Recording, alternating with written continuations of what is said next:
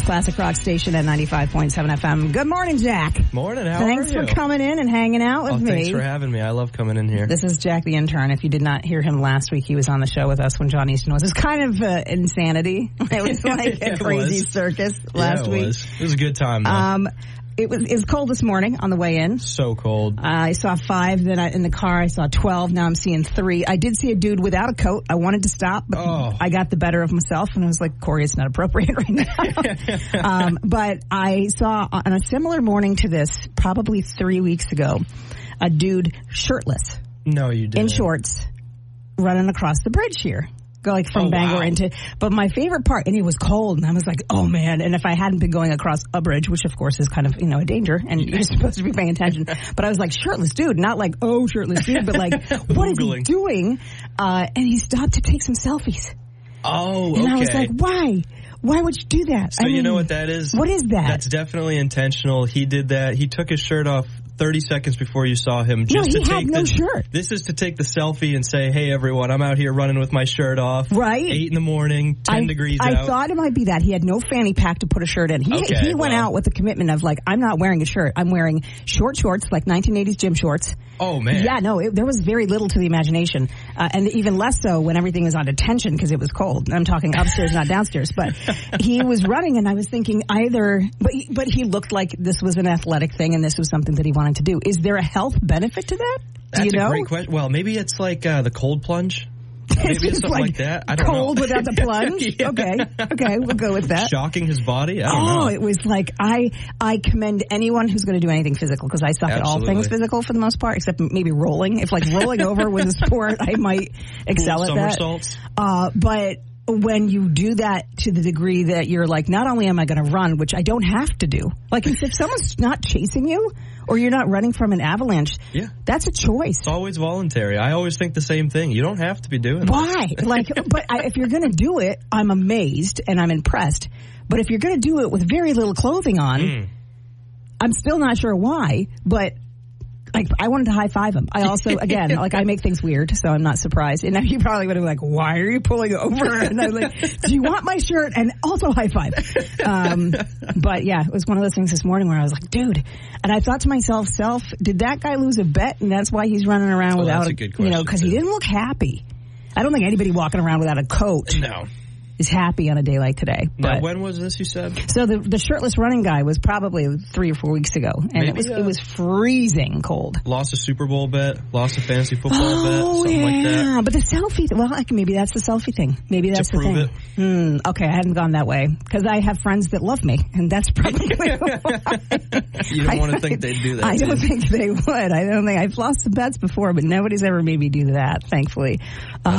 Yeah, we're going to discuss, because you have a show coming up, which I want to talk about in just a little bit, and you are into stand-up comedy, which I think is great, and we need more laughter in this world. So we're going to hang with Jack today. If you want to call and ask him any questions, or if you want to tell me why anyone would run by choice in the cold without a shirt, 991-9713. We've got some Mellencamp on the way, some Guns N' Roses too. It's I-95 Bangor's Classic Rock. I-95 Bangor's Classic Rock Station at 95.7 FM. A little Guns N' Roses to melt your face off. First thing are we on Wednesday? Thank God we're here.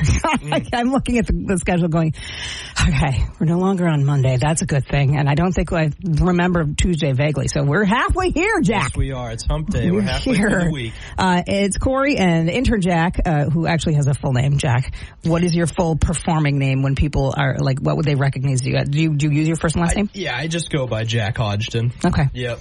So, and you are originally from like the MDI area, correct? Yes, I am. Did you grow up there? No, so I was born in Massachusetts. Okay, so we won't hold that together. Yeah, I know. But listen, I was only there for 3 months, so I don't like to count that. Oh, that's okay. That doesn't really count. I mean, you came to Maine right after that, because you had no control. It's not like you could drive. No. So, I tried, but I couldn't reach the pedals at that point. All right. So you were here when you were 3 months old on the island? So we originally moved to Tremont on Mount Desert Island. Okay. Lived there for 5 years and then I had my elementary school years in Falmouth, Maine. And different places. Wow, what a switch up. From deer hunting to solid gold shoes on kids in 3rd grade. Wow. No, it was a mix-up. But then we came back to the island when I was probably in 8th grade. Huh. So Yeah, I think that grounds you pretty well, though. When you see both sides of the coin, you're Absolutely. Because I grew up in Orono for a little while, and I remember, we did not have money, and that was a thing back in the day where, it was kind of like professors' kids and athletes, and I was neither.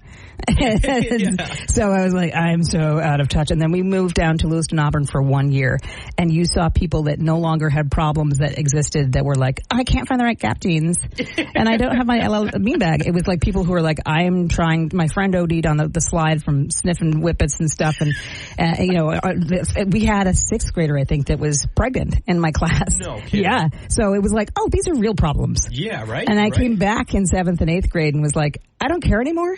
And it was the most freeing and awesome thing in the world when you're like, why did I care so much to begin with? So I'm glad you had that experience. I think when you've had that, it's like, oh, here's reality. It was great growing up that way, and none of the kids could understand coming from Falmouth when I was like, yeah, my dad got a lobster fishing license, so we're getting out of here. And they're like, why don't you have daddy go work at the country club or something? We can find him money elsewhere. Wow. But, it's definitely a great switch up. And growing up on the island, it's such a tight-knit community. Yeah. So all the kids, we would take the bus into town in the summer and all hang out all day, just get ice cream and do whatever, play Pokemon Go. Yeah, you could do that back then. Yeah, you're not super old, so you can still, it's far enough back there that it's like you remember that time. But what I love about that, and we have some listeners who actually listen to us on lobster boats and stuff out there, which is really, really super cool.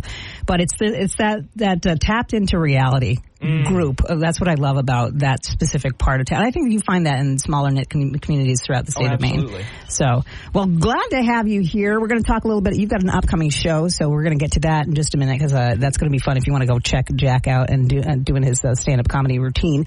We've got some Joe Walsh on the way, some Def Leppard too, and again, if you want to call in 991-9713, get that number ready and handy too for the 9 o'clock hour because this is going to be the number that you want to call when we give you the meat card. The meat card. $20 gift card to WA Bean. Don't call now. It's the hottest thing we've got that we give away next to concert tickets is $20 towards meat. People love it. We have a state of carnivores here, and I am for it. As they like to say, I am here for it. So I will hook you up with that, but make sure you get that number ready to go, 991-9713. Coming back with great classic rock next on I-95. I don't want to. Just going to put it out there. That forecast, brilliant and awesome as it is. I mean, Emily Hillman's a very nice lady, and I'm glad that she got it to us, but I don't want the snow anymore. It's brought to us by All That's Metal. We've got some AC/DC after the break on I-95, Bangor's Classic Rock Station. Told me I needed it because they must have heard me say out loud, man, I want a dash symbol.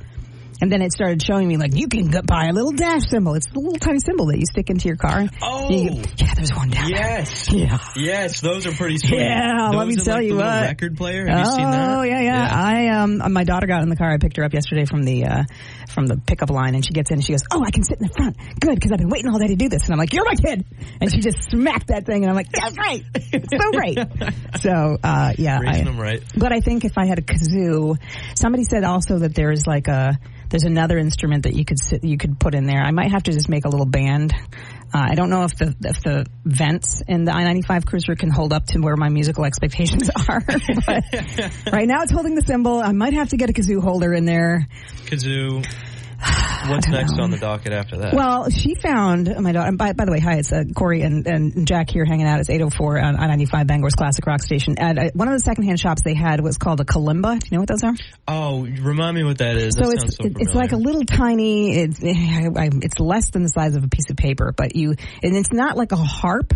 But it's got the metal keys that you can, and it makes a really chill, calming sound. Yes. So the recorder needs to leave the school system, and they need to replace the recorder because nobody is chill by that.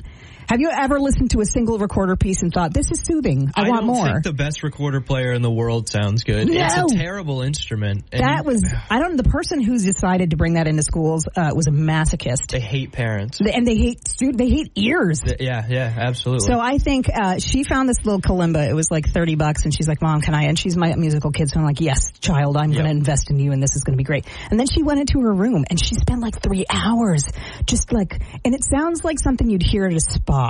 Not like the bowls, but it's such a soothing, calming sound. I was like, keep going. You're not sucking at all. This is great. So I think if I could somehow figure out a way to mount a kalimba on the dash. Okay. If you're listening to me, bosses, just don't listen to me right now. But I think that and then the little dat and the little symbol, like you could go back and forth between calm and like I'm going to freak out. I like that.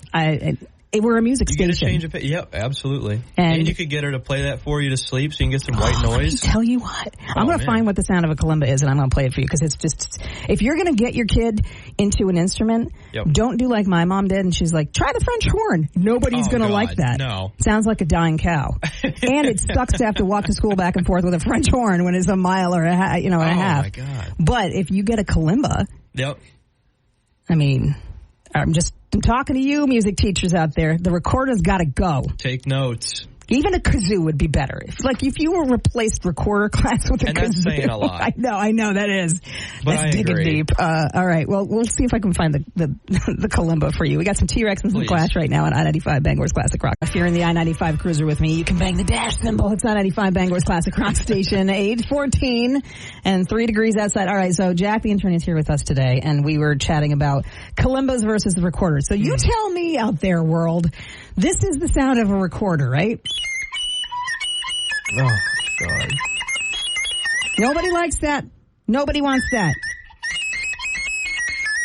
There was a time when I homeschooled and my kids got a hold of recorders. I can't remember which parent. One of my parents got them and I was like, I hate you. And they would do parades. Oh, God. And they would just march while blowing as hard as they could on those things. And it was like, those are always the days that I woke up with headaches and went, this is so much better. Thank you. So you've got that. Or you've got... Sounds like a Fisher family. Right? It's terrible. It's this disgusting. Thing right here is what I'm talking about. This is a kalimba. Oh, man. Right? Get your kids kalimbas. That's so much better.